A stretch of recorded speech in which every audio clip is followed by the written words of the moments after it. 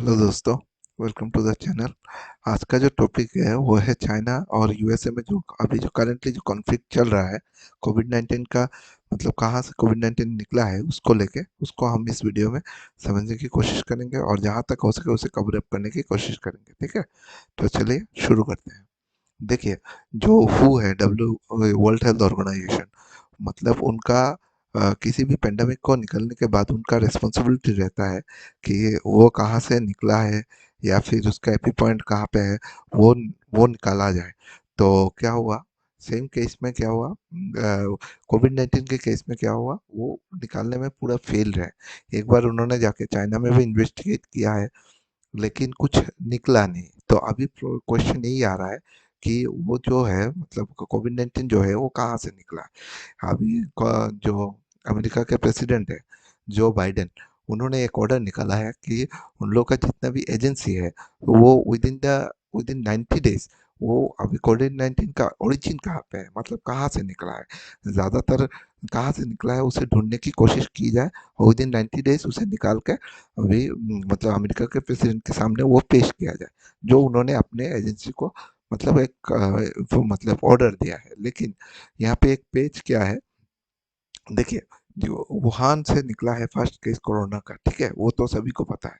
लेकिन वहाँ वुहान में एक इंस्टीट्यूट है, वुहान इंस्टीट्यूट ऑफ वायरोलॉजी, सबका अभी यही है कि यहीं से निकला है। सिर्फ ये जो बाइडेन नहीं है, उससे पहले जो राष्ट्रपति थे वो अमेरिका के, वो भी सेम ही बात बोल रहे थे, मतलब डोनाल्ड ट्रम्प जो थे वो भी सेम ही बात बोल रहे थे कि, लेकिन तब किसी किसी ने उसे उसको ध्यान नहीं दिया, या फिर जो साइंटिस्ट लोग बोले या फिर वर्ल्ड हेल्थ ऑर्गेनाइजेशन भी ने बोला कि वो नेचुरल वायरस है, किसी ने बनाया नहीं। ठीक है, लेकिन अभी क्या हुआ, अभी शक का सुई जो है वो Wuhan institute of virus virology में आके अटक गया। तो उसको जब ऐसे डिक्लेयर किया यूएस प्रेसिडेंट ने कि ऐसा ऐसा हो सकता है कि वहाँ से निकला है, 90 डेज में मैंने अपने क्या कहते हैं एजेंसी को बोला है उसे निकालने के लिए, तब क्या हुआ, चाइना का रेपुटेशन डाउन हुआ ऑब्वियसली। कोई भी अगर अपने देश के बारे में दूसरे देश के बारे में बोलेगा तो उस देश का तो रेपुटेशन डाउन होगा ही। तो इशू यही से ज़्यादातर मतलब शुरू हुआ है।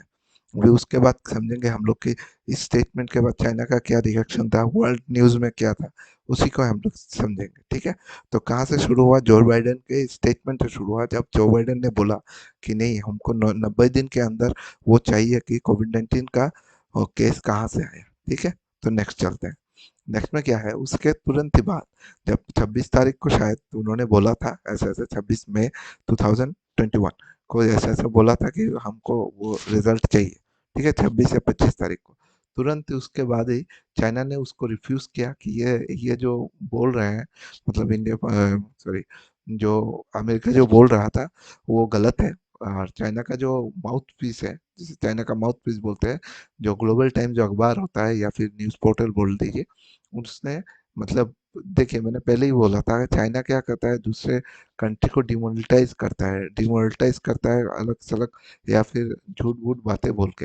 यहाँ पे क्या बोलता है कि चाइना चाइना ने मतलब अपना न्यूक्लियर बेस और भी स्ट्रांग किया, न्यूक्लियस यूएस से भी ज़्यादा स्ट्रांग किया, मतलब एक तरह से यूएस को थ्रेटनिंग दिया कि अगर आप लोग मुझसे लड़ोगे तो मतलब वो न्यूक्लियर वार होगा। ये इनडायरेक्टली चाइना का चलता रहता है, कोई ऐसा कोई बात नहीं, यूएस को ऐसा थ्रेटनिंग दे दिया, डायरेक्ट ऐसा चाइना का होता है। तुरंत बाद ही चाइना ने जैसे ही ये स्टेटमेंट सुना, पहले तो वो रिफ्यूज किया, उसके बाद ऐसा स्टेटमेंट दिया। अभी चलते हैं कि वो अमेरिका में उसके बाद क्या हुआ था। देखिए, राजनीतिक जो भी पॉलिटिकल चीज़ है वो एक के बाद ही एक होता है। ठीक है, जैसे ऐसा हुआ अच्छा, अमेरिका का रिएक्शन आने के बाद, देखिए पहले जो डोनाल्ड ट्रम्प थे, जो क्या कहते हैं उसे, पिछले जो प्रेसिडेंट थे, उन्होंने पहले ही बोला था, मतलब उन्होंने स्टेटमेंट दिया कि मैंने तो पहले ही बोला था कि वो लैब मेकिंग है, मतलब लैब में किया गया था। वो सच्ची में वो पहले बोल रहे थे कि लैब में बोला था। उन्होंने और एक चीज़ जोड़ा कि अगर वो लैब से निकला है तो चाइना के ऊपर 10 ट्रिलियन का फाइन बिठाना चाहिए, पूरे वर्ल्ड की तरफ से 10 ट्रिलियन का फाइन बिठाना चाहिए, ताकि वो जो लॉसेस हुआ है लोगों का, जो जैसे देहांत हुआ है या जो जो लाइफ लॉस हुआ है, उसको कवर अप किया जाए। अभी देखिए, मैं ये नहीं बोल रहा हूँ कि वो गलत बोल रहे हैं या फिर सही बोल रहे हैं, लेकिन 10 ट्रिलियन का जो आंकड़ा है उसे मैं समझाने की कोशिश करता हूँ। देखिए, 10 ट्रिलियन यूएसडी डॉलर जो है उसको मैं ऐसे समझाता हूँ आपको। देखिए, जो जीडीपी होता है, ठीक है, जीडीपी से तो एक देश का जो उन्नति है या फिर देश का इकोनॉमिक पावर क्या है उसको समझा जाता है। तो एक चीज समझिए, यूएसए का जीडीपी है 19.48 ट्रिलियन डॉलर, और चाइना का है 12.23 ट्रिलियन डॉलर, और इंडिया का है 2.65 ट्रिलियन डॉलर। समझ लीजिए, अगर इस हिसाब से अगर जाए, चाइना अगर इस फाइन को अगर भरे, भरे या ना भरे ये बात की बात है, मैं एक पॉसिबिलिटी बोल रहा हूँ। तो अपने जीडीपी का 95, मोर देन 95% वो लोग एक्सपेंड मतलब इस फाइन में निकाल देंगे। समझ सकते हैं वो अमाउंट कितना बड़ा है। और ऐसा पहले भी हो चुका है। एक्चुअली पहले यूएसए ने कनाडा के ऊपर ऐसे एक इल्जाम लगाया था और प्रूव भी किया था। उसके बाद कनाडा ने मिलियंस ऑफ डॉलर यूएसए को दिया था। ठीक है, ऐसा भी हो चुका है। तो इसी के लिए जो ट्रम्प है, उन्होंने ऐसे फाइन की बातें बोला था कि उनको मैंने पहले भी बोला था, और अगर ये बात सही है तो फाइन होना चाहिए बोल के इशू किया था। ठीक है, तो अब मैं हम लोगों ने क्या समझा, कहाँ से शुरू हुआ, चाइना का रिएक्शन क्या था, अभी क्या डोनाल्ड ट्रम्प ने क्या बोला, जो यूएसए के अंदर जो पॉलिटिक्स चल रहा है उसमें क्या है।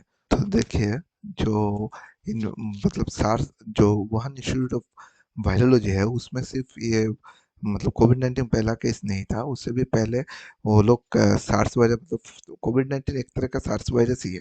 ठीक है, उसको लेके मतलब बहुत सारे रिसर्च होता रहता है।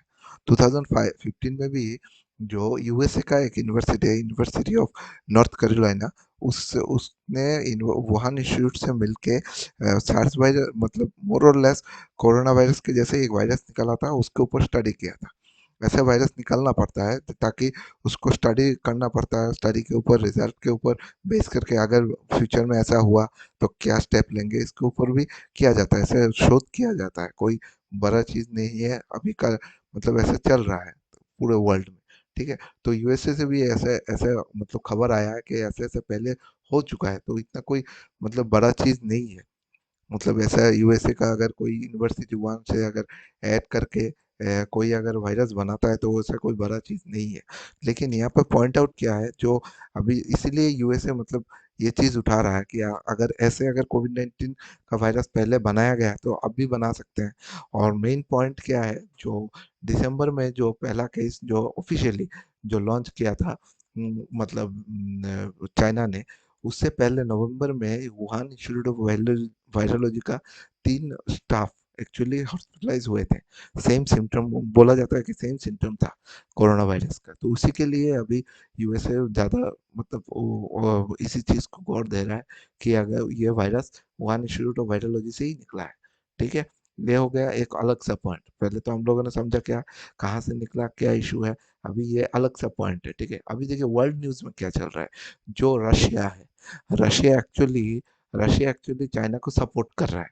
सपोर्ट क्या कर रहा है कि नहीं, वो मतलब बैक हैंड में सपोर्ट कर दे कि रशिया और यूएसए का राइवलरी बहुत पुराना है, ये शीत युग का सेकेंड वर्ल्ड वॉर से चल रहा है। ठीक है, अभी ऑब्वियसली वो चाइना को ही सपोर्ट करेगा, ये माने ना माने ये बात सही है।